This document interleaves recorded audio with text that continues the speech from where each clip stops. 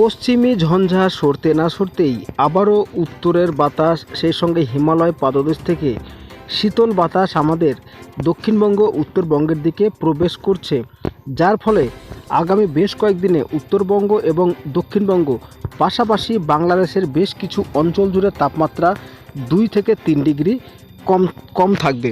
তো শীত কতদিন আর থাকবে, এবং এরই মধ্যে আবার বঙ্গোপসাগরের কাছে একটা ঘূর্ণাবর্ত তৈরি হয়েছে, তো সেই ঘূর্ণাবর্ত আপনাদেরকে দেখাবো।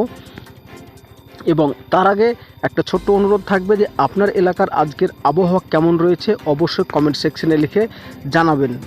এই মুহূর্তে দেখা যাচ্ছে আমাদের বেঙ্গল জোন পুরোপুরি পরিষ্কার, ওভারঅল গোটা ভারতবর্ষ পরিষ্কার, কিন্তু জম্মু কাশ্মীর এলাকায় এই মুহূর্তে একটু মেঘাচ্ছন্ন রয়েছে। তবে বাংলাদেশের বেশ কিছু অঞ্চলে একটু মেঘাচ্ছন্ন লক্ষ্য করা যাচ্ছে সাময়িকভাবে। তবে দক্ষিণবঙ্গ উত্তরবঙ্গ আমাদের একদম পুরোপুরি পরিষ্কার রয়েছে, রোদ ঝলমলে আবহাওয়া। এই রোদ ঝলমলে আবহাওয়ার কারণে কিন্তু দুপুরবেলার দিকে গরম এবং সকাল ও সন্ধে শীতের আগমন ঘটবে।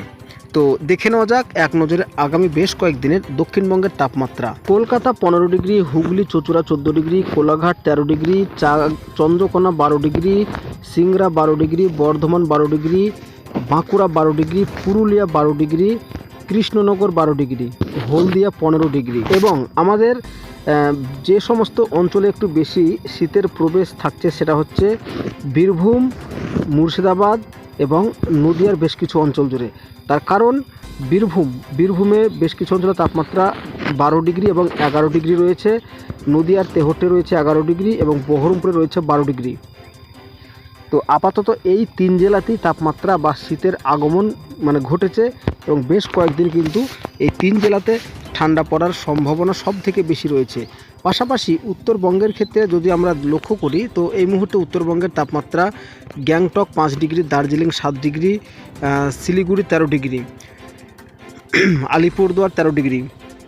তো দক্ষিণবঙ্গের পাশাপাশি উত্তরবঙ্গেও কিন্তু শীত জাঁকিয়ে না বসলেও কিন্তু ব্যাপক শীতের অনুভব বা শিরশিরানি কিন্তু উত্তরবঙ্গে লক্ষ্য করা যাবে আগামী 5 দিন।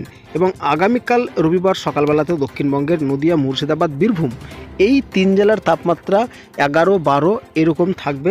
এবং উপকূলের দিকের জেলাগুলোর তাপমাত্রা 2-24 পরগনা, হাওড়া, হুগলি, কলকাতা এই সমস্ত জায়গাগুলোর তাপমাত্রা থাকবে 15 থেকে 14 ডিগ্রি, আবার কোথাও 13 ডিগ্রি।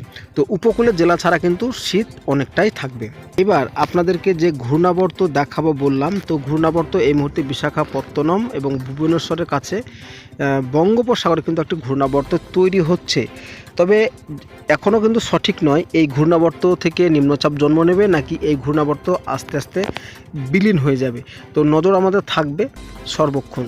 তো এবার আমরা দেখে নেব আলিপুর আবহাওয়া দপ্তর কি জানালো।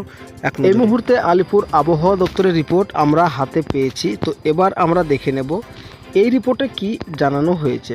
তো দেখা যাচ্ছে আগামী 24 ঘন্টায় পশ্চিমবঙ্গের জেলাগুলিতে রাত্রিকালীন তাপমাত্রা অর্থাৎ ন্যূনতম তাপমাত্রা সর্বনিম্ন তাপমাত্রা প্রায় 2 ডিগ্রি সেলসিয়াস কমতে পারে, এবং পরবর্তীতে তাপমাত্রার উল্লেখযোগ্য কোনো পরিবর্তনের কিন্তু সম্ভাবনা নেই। উত্তরবঙ্গের ক্ষেত্রে দেখা যাচ্ছে আগামী 5 দিন উত্তরবঙ্গের জেলাগুলির 1 বা 2টি স্থানে সকালের সময় বন্ধুরা হালকা থেকে মাঝারি কুয়াশার সম্ভাবনা রয়েছে।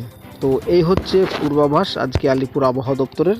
এবং ভিডিওটি কেমন লাগলো অবশ্যই কিন্তু কমেন্ট করে জানাবেন।